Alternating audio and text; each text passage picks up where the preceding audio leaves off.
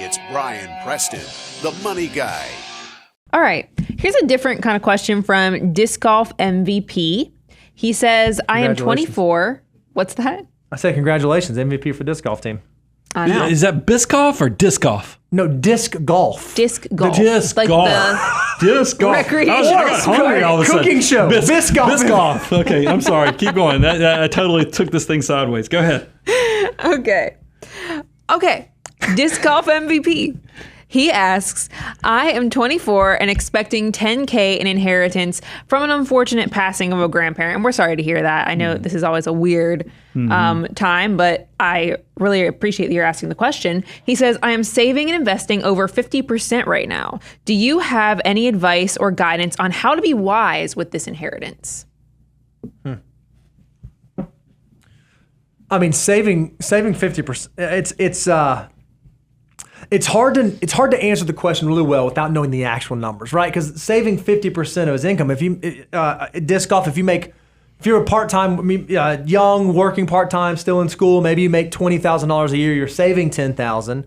This $10,000 inheritance is a substantial portion of your net worth. Now, if you're 24 and you're in a high IT job and you're making $100,000 and you're saving $50,000, then $10,000 is a little bit different. So you have to kind of answer the question, relative to my overall financial situation, how material is the $10,000? I'm going to assume, and Brian, tell me if you disagree with this, if he's saving 50%, he's probably working through the foo, right? Like I'm assuming you're putting those dollars in the right places, doing the right things. So I will share anecdotally one experience that I have that's similar, and Brian, I'm sure you can probably share some insight there.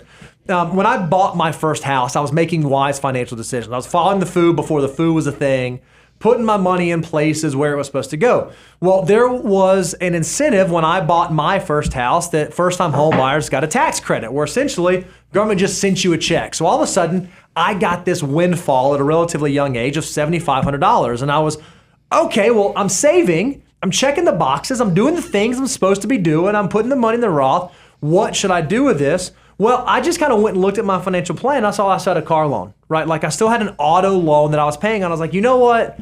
Even though I'm still subscribing, I don't know if I was doing 23.8 then. I'd have to go check that because I was young and broke back then.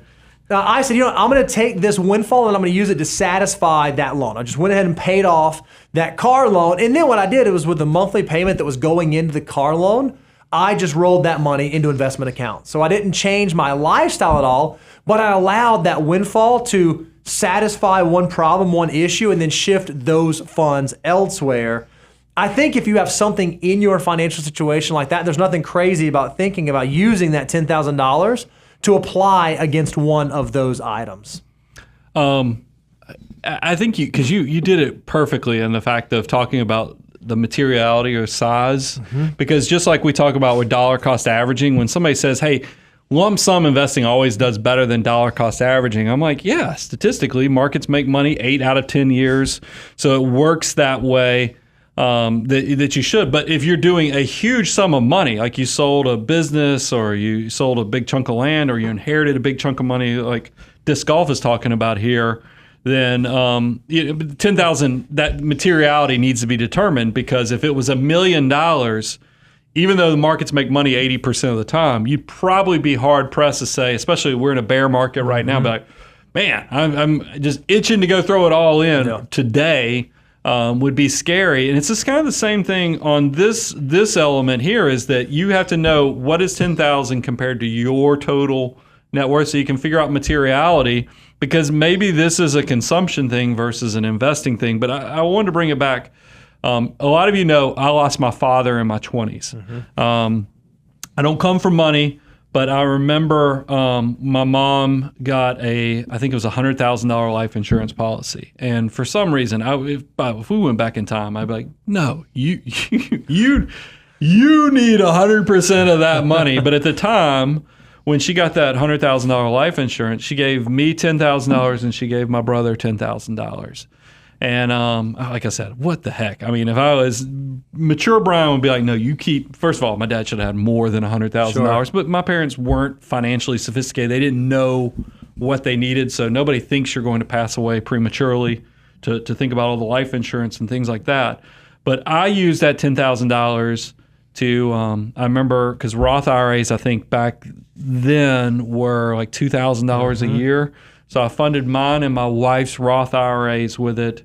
I think we had some consumer debt where we had bought furniture right after we had moved into the house that we had done. So I tried to use it, and my point is, make it purposeful. Because you sound like a grandparent passed away. I think that anytime you have inherited money come in, it should be something, because we don't get to take the money with us, but we get to take the memories with us. And we have those that are left here that love us, that hopefully, you're thinking, I know when I'm building legacy, I'd like to think anything I did or gave or bequeathed to my people would have purpose and legacy. So try to honor your grandparent as well. Think about what you can do with this money that would they would smile upon seeing that use as well. And so if it can put you in a better place, I think that would make them happy. And just be purposeful with this blessing, because it's a horrible situation, but it is a blessing to you, and that's why you should be purposeful about it.